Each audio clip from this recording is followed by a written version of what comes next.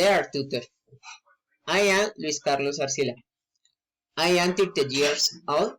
I am currently living in Abril Union with my wife Janet.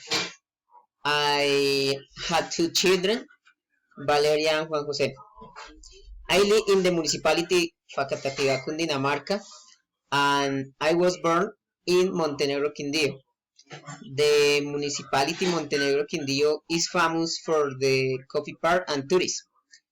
I like to play soccer, read a book, and I am about to finish my professional life as an agronomist.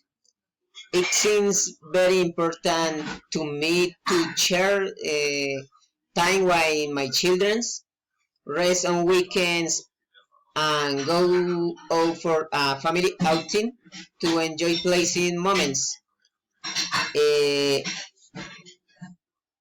the place I visited was the coffee park years ago. I would like to visit this place again to put adrenaline in the different attractions that very fun and scary. Scary. Its landscapes are very beautiful and attractive.